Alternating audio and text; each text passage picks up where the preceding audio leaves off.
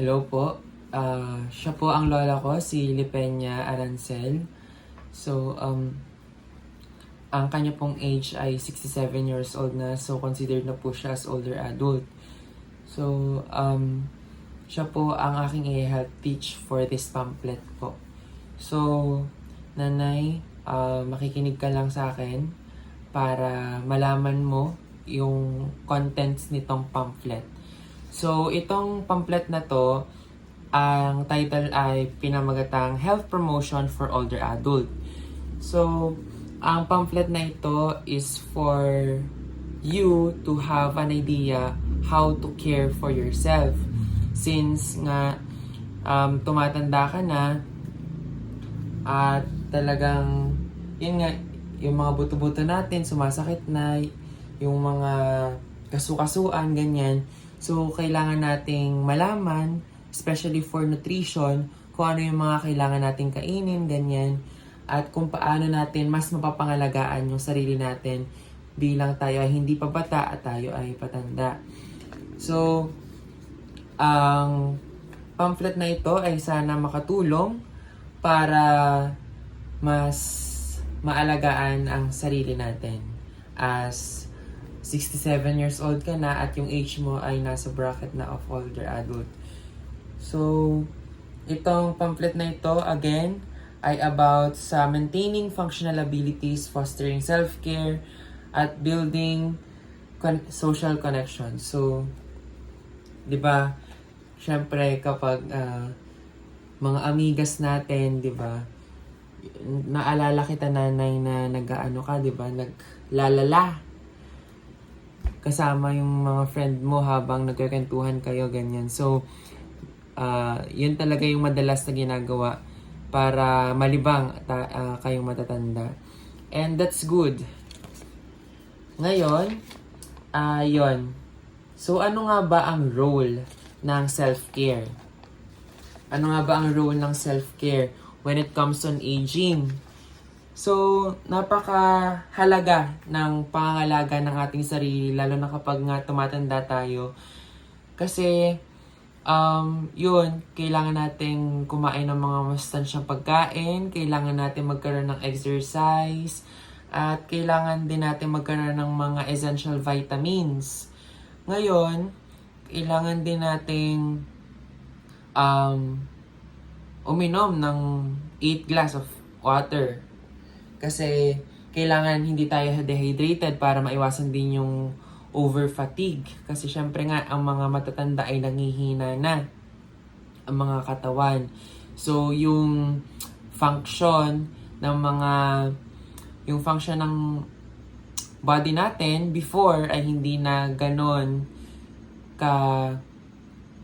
ka-stable. Unlike before nga. So, yun. Magpo-focus tayo ay sa nourishing your body for a healthy life. So, kailangan nating mag-focus sa nutrition. Ngayon, ang sabi dito, include a variety of foods. So, kailangan nating maglagay sa ating diet or sa araw-araw nating kinakain ng mga masustansyang pagkain. As I said before, or as I said earlier, kailangan nating magsama ng mga gulay, ng mga prutas, 'di ba? So, sa nakikita ko naman, bilang apo mo, ay, yun nga, kumakain ka naman ng mga gulay, katulad ng pechay. Mahilig ka sa pechay, di ba? Tsaka kalabasa. Kaya kapag nandiyan ako sa bahay, yun ang madalas kong nakakain. Kasi yun ang niluluto mo. And, mga prutas, saging, yan, lansones. Kapag seasonal, nakakain ko siya kasi naaanin ni Lolo. So, yan. At kailangan din natin ng protein, sabi dito. Kailangan natin ng proteins like nakukuha naman natin siya sa fish and eggs.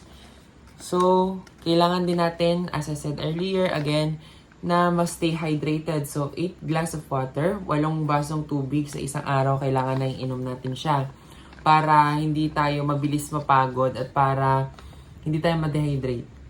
Yun. At ang sabi dito ay i-priority rin daw natin yung food that is rich on fiber. So, ano nga ba ang foods na mataas sa fiber? Isa na dyan ang pinya. So, nakikita ko naman na very good ka din doon kasi kumakain ka naman ng pinya. 'Di ba? Yung sinasawsaw mo nga lang sa asin. Pero, dapat kung mag-aasin man, konti lang. Kasi ang pinya ay since high in fiber nga siya, linis siya ng bituka natin at mas nakakatulong siya pa sa pagigiling ng mga kinakain natin. Kasama na rin dyan ang limit the sugar and high salt. Kasi nga, mas nakakapagpataas ng risk ang salt for high blood pressure at saka heart disease at saka kidney failure. Ganon din ang sugar sa diabetes mellitus naman. So, kailangan natin siyang iwasan.